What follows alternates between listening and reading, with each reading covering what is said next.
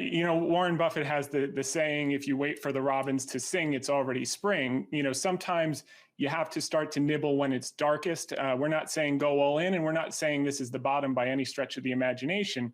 But what we're seeing, Miles, in this type of market is some of the highest quality businesses cut in half. And, if you look out a year, 2 years down the road, even 3 years down the road, Wells Fargo dropped 52% peak to trough. JP Morgan dropped 42% peak to trough. United Technologies down 56% peak to trough. So, even if you made the mistake of buying in October of 2008, right after Lehman crashed, and the market went down another 10 to 20% by March, you look silly for the short term. But by June of 2009, you looked like a genius when everything rebounded. So, on red days, we're slowly adding cautiously and judiciously for the highest quality companies that have been around for decades, that are going to be around for decades to come. And we don't know if it's going to be the bottom. What we do know is consensus. Everybody is looking for the retest of the bottom. And when everybody's looking for the same thing, sometimes you don't get it. So that either means we blow past it, or the market kind of consolidates here and doesn't let anyone in, and we start to discount as that case curve improves in coming weeks. So, what are the catalysts that could help? Obviously, a treatment. So they have the test going in New York. They have the remdesivir test that we should be getting results in the next week or so. So those will be some things that are constructive. We're starting to get some talks with OPEC. Who knows if anything happens there, but I can tell you one thing. If they did get some movement on that front, you'd see credit markets calm overnight. So that's a possible catalyst.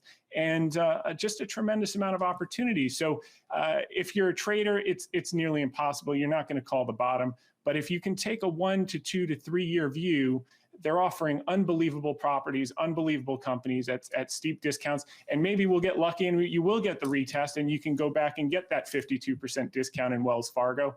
I know your last guest, Miles, was talking about banks, but the last time managers were this underweight banks was July of 2016. This is according to the Bank of America Global Fund Manager Survey.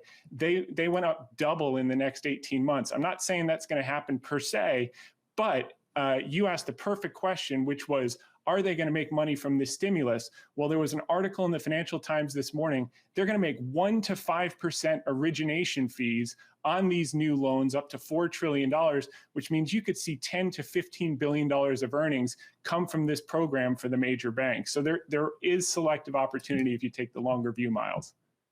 Hey, Thomas, I guess you can call it the pandemic paradigm shift, or I don't know what we want to dub it here, but you rightfully point out that a lot of the operations for even US companies in China have reopened, right? Whether it's the Starbucks or the Disneys or the Apples. But isn't there this lag time or effect that we're not taking into consideration, especially because pre-pandemic, we were already flagging concerns that the Chinese consumer was slowing down, that manufacturing was slowing down, that the economy was not in good shape. So how do you anticipate, just because of these new openings or that things are quote unquote back to normal, can we really anticipate that to be a welcome kind of light at the end of the tunnel? Yeah, well, we don't know exactly, and that's a great question. But I will say the Chinese PMI came in at 52 for the month of March, which was well in excess of expectations, coming off the low in February of 35.7. Even the US, which is kind of a number you can't pay attention to in March, was slightly better than expected this morning. So I think the market has really started to look for the worst case scenario, particularly because the financial services community is somewhat concentrated in the hotspot here in the tri-state area. So for us, it's real, it's palpable. We know people who are being affected by this. You can't get perfect quantification. That's why the only way I think you can get a win out of this is if you do take the 1, 2, 3 year view and you do only buy the highest quality companies. And by the way, some of them might shave dividends, but a company like Wells Fargo at the trough was paying a 7% yield. What if they cut it in half? I'm not saying they will. 3.5%, 4% to wait. And a company that's down 50%, as that recovers over the next 3 years, that's 100% return. You're not going to beat that in any index for sure.